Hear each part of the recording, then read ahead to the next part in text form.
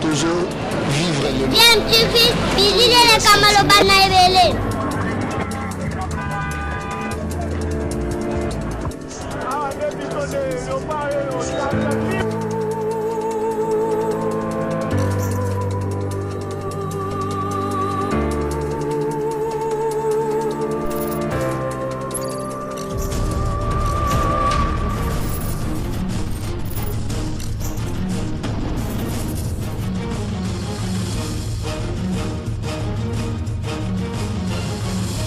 DMTV toujours en avant. Andi a DMTV mbote nabino esengweza ya biso koyeba ke boza ebele o boza kolanda chaîne YouTube nabino DMTV boyebi kaka ememela bino masolo ya actualité hein, mais to sala kapé ba analyse hein, sur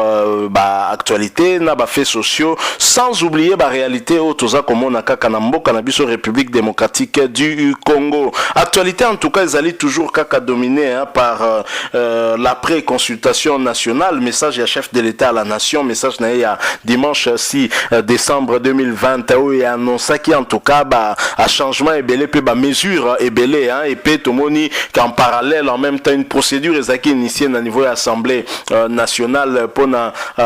cadre de pétition ezalaki initiée par ba député pour la kokwesa bureau ya Janine Mabunda pe Janine Mabunda na bureau na ye ba kwei ndenge kaka kofi ayemba kwe moto kwe bende si ba telenganite si ba palanganite nde to moni que na Assemblée nationale effectivement bureau à Janine Mabunda si ba telenganite si ba palanganite donc bureau et kwe na ndenge moko ya ko osakana te mais en même temps to constater que sima ya kokwe ya bureau ya Janine Mabunda alors que plusieurs voix s'élèvent hein, surtout ba mingongo ya ba jeune cadre ya FCCP ba communicateur ya makasi ya FCC yo ba bénéficiaire pendant na part ya gâteau te côté à FCC parce que ba tata wana mikolo ba sakapara na kabila lokola soki nini bango kaka nde bazonga kana ba fonction ya minene tomoni que comme une occasion pour na ba jeune wana en l'occurrence Papi Tamba Yves Kisombe ko monter au créneau voire même Patrick Nkanga Bekonda peut ko réclamer ba réforme na kati ya FCC parce que pour la bango échec o ekomi ezalaki peut-être prévisible soit ezali problème ya leadership moko ya makasité na tête ya FCC qu'il est temps de revoir certaines choses peut-être que méritocratie réellement et qu'on primer plutôt que peut-être bah, affinité hein, personnelle et na niveau ya FCC plusieurs voix en tout cas zali côté les mapo na côté les samakamboane et dans l'entretemps l'autorité morale Joseph Kabila Kabange y a préféré naie à se déplacer à Kende na Kolwezi plutôt que à ça là peut-être une réunion d'évaluation na bah, collaborateur surtout lui qui est autorité morale il y a FCC il a préféré naie Kokende Kolwezi en même temps départ naie pour na Kolwezi et susciter ba réaction ebelé hein et sali que batu bakomi ko analyser misusu bazolo bake ko kimanyo so wana misusu balobino akei ko se ressourcer akei peut-être côté moko population est très hostile na yeto ko yamba ya ko vanda peut-être na moi à paix du cœur je ne sais pas ce que vous en pensez menga naza ko proposer bino tolanda moko ya ba acteur politique ya mboka na biso à s'exprimer par rapport na sujet o wana départ ya Joseph Kabila na Kolwezi est-ce que zali bandeli exilté toyo kaye bongo na sima tokozonga pour que tokoka ko pesa pe par na biso na réflexion à likambu oyo je rappelle que bosa ko landa chaîne YouTube na bino DMTV ndeko nanga yo mtozana no abonné te ko hésiter te hein mi abonné na chaîne na yo DMTV sans oublier petite cloche ya notification ko apparaître une fois que ko s'abonner ko permettre na yo ora takali susute ba prochaine vidéo to ko mettre en ligne pour na yo alors tolanda extrait oyo nous nous retrouvons bien sûr tout de suite après. Comment se débarrasser de Kabila? Tout cas, moi, tout la moukaboue, n'a évité chauffé. Bah, mon sous-sous, l'ici, que les sénégalais, ils ont comment Félix a fait? Dans la analyse, communiquer politique, ils sont comment politicien. Je n'arrive pas à définir ce qui s'est passé. Tout le monde a préoccupé, il va dire, pas, et bon, toi, on ça, et bon, qui m'ont dit, pas, la boule de la rue constitutionnelle. Eboti mosusu kwa ya mampinga eboti mosusu kwa bazuze eboto ebotu Kabila ye wana akei Kolwezi ebotu ya monene ebotu ya monene bazuze eboto pa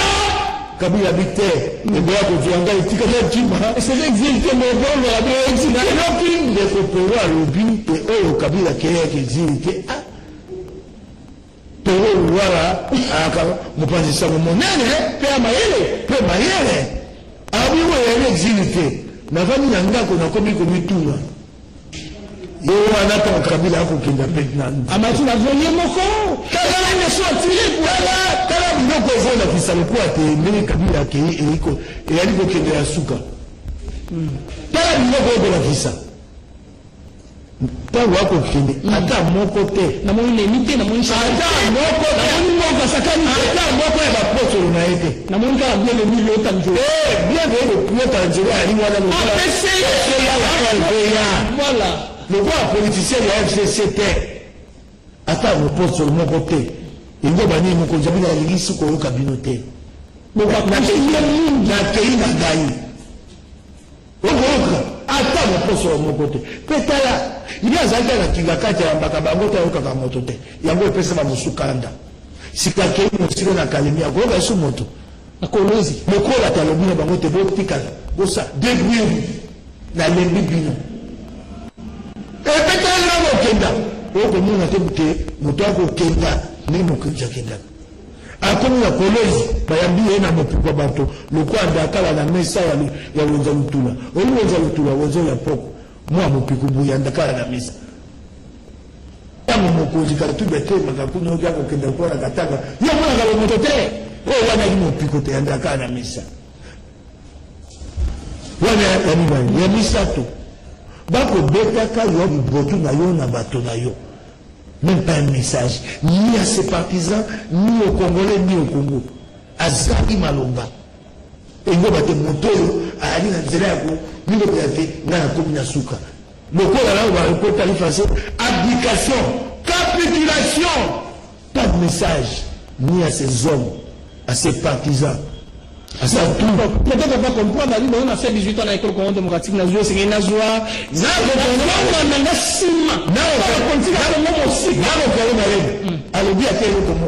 Aucun message politique n'est problème. Mais il y a pas de problème. Il y a des gens qui ont été Babu a eu autorité morale de consacrer Félix. Ah, Félix a compris que tout le monde va insulter. On va digner. Comment ça va revendre au Kabila qui est aussi revendre c'est quand même la nécessité. Mabu tout le temps qui manque à l'envoi Zaïba mon côté. Agala kisasa azuke pour na kisasa ageo kitana bado. Ayi ko mona te mampinga bazana kanda bakoko sai babe. Alors moi il t'a pas mal le warake. Yango na kumwa le kwa sika kiwana et il quoi escale au Mobutu Sala même quand les hommes étaient le quoi là pour moi na le bité ngaya bakatebatika ekimya ngaba kabila ya kimya kasi benga akaenda mwele kwa zali escale kwa kenisika mususu babipete akokenda na Lumbashi suka Lumbashi akokenda na Kalemi Tanganyika babia fanya masua monene kuna na laki Tanganyika masua monene ndo babuni kukati sana Tanzania te na yebike na komituna te belebe même suma so ngweni wana esengeke sala ba transport wande ko ya biso inde ko ngai wande ko excès bando ko basi ya monite ko jobi ya Kabila eyeba misute tambo ba poste to posi mabunda bato oyo bachaki mingongo po mabunda batinda mibaki 279 na mayanga ni milulu ya suka o batinda mi ya inosa ke basali po batala to uti ya kutoka kwa basa leo bado na évaluation bakomi 305 et moi ba 26 mon sous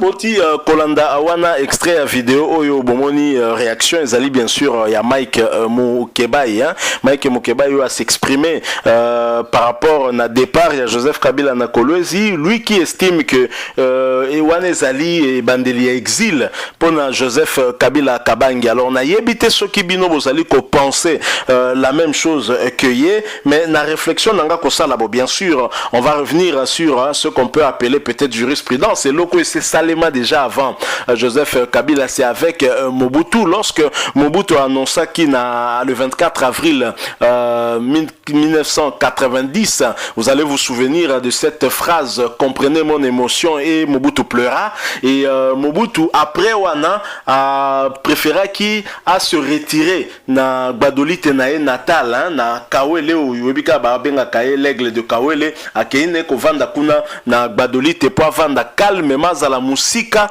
Il y a Kinshasa où il qui très hostile naie avec manifestation tout le temps, mafinga. Il a préféré se retirer à Kende et Musika Pezala qui peut effectivement bandeli. Il y a pas problème, mais c'est à partir de Gbadolite que Mobutu va s'envoler pour l'exil. On peut dire que finalement Gbadolite Wanezala qui peut transition, il y a Mobutu avant Kokako Kende na exil, lui qui a fait 32 ans au pouvoir et pratiquement plus ou moins 7 ans na Gbadolite et Toloba au moins 25 ans où il y a Vandaki na vie normale awa na Kinshasa et pas Iwa Piazala qui co-dirigeait Mboka Oyo demain avec une main de fer Ndenge Boyebi. Alors parallélisme comme moi ko sala na batu ebele, comment on a que Joseph Kabila ko se retrancher na Kolwezi ezali déjà nzela na ye ya kokende exil muke umoni misusu ko analyser même koloba ke lokola azali na Kolwezi akokende na Tanganyika pa wapi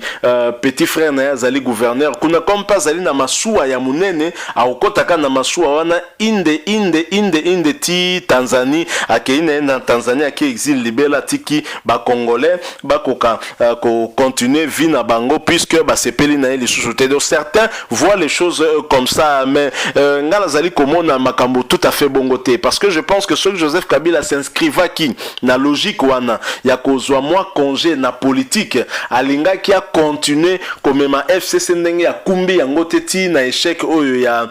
Janine Mabunda na kati ya pétition basalela qui est pendenga longwe présidente ya Assemblée nationale. Je pense que yazali toujours très clairement peut-être na envie wana ya kozonga chef de l'État déjà dès 2020 ou du moins qu'on placer moto à cause na pleine confiance naé pour que permettre naé à kokosa activité ne calmement. Malheureusement avec Félix Tshisekedi ça ne marche plus pe accord na bango basa qui visiblement est kwei est tombé caduque pe bayokani souté pe babebani. Est-ce que c'est la force maintenant des choses qui va le contraindre à changer sa stratégie? C'est ce que nous verrons en tout cas. Il faut dire aussi que Joseph Kabila mis toujours na position moko yo qu'il fallait qu'il y ait incontournable face à Félix Tshisekedi parce que ngam n'a pas au pouvoir, donc tu dois t'en remettre à moi avant toute chose. Alors que Félix Tshisekedi se souvient et se rappelle que source à pouvoir na mboka o ezali kombo lango Joseph Kabila te kombo lango ezali peuple au travers les élections, et les élections ont eu lieu, le chef de l'État demeure Félix Antoine Tshisekedi. C'est pourquoi il nous avait rappelé lors de son message du 6 décembre 2020 qu'il est le seul garant de la nation, et c'est ce qu'ignore d'ailleurs beaucoup de cadres et FCC Oyo Bazali qu'on s'en remettre un accord pour bazwa Félix Tshisekedi na cadre ya UDPS ou azali moto ya UDPS à sala kina bango accord, alors que Félix Tshisekedi est bien le chef de l'État de la République démocratique du Congo. Est-ce que Kabila azokende na exil? Je ne pense pas trop. Je pense peut-être qu'il est parti se ressourcer parce que peut-être que Kinshasa et la kisi bolingo tendenge ya kokai kolinga ba laksa bolingo akeye sikota msuba o laksa bolingo c'est rassuré à mon qu'il y a une partie des Congolais qui l'aiment, donc je dois continuer na combat onga naza ko continuer mener. Mais en tous les cas l'avenir nous dira quelle tendance aura raison. Est-ce que bateau bazali koloba ke Kabila ko kimanyoso yango anato bateau bamoni ke a continuer vie politique en espérant que FCC naie et ko gagner les sous magistrature suprême dans les années qui viennent et qui suivront. Voilà ce que nous avons voulu partager avec vous, échanger avec vous. Soki boza na point de vue to opinion à partager pena biso botiki la biso commentaire, mais soki bo sepeli na o petolobi moi like et ça la ka bien boyebi ke yango ya encourager makasi mingi pe ndeko nanga ozana no abonné te pona nini ko bukanate mi abonné na chaîne na DMTV sans oublier de cliquer sur cette petite cloche de notification pour permettre na yo rataka lisusu te ba prochaine vidéo toye ba ko mettre en ligne pour na yo. Merci na yo mutolandi biso pe partager na biso ces quelques minutes de réflexion réflexion sur départ il y a Joseph Kabila pona Kolwezi na Grand Katanga, exactement la province Yalaba, avec le gouverneur de province Richard Mouyej qui était d'ailleurs allé l'accueillir. Zalaki na yetango s'adressa à la population il y a Kolwezi et Richard Mouyej en tout cas toujours loyal à Joseph Kabila à Kabange. Et voilà ce que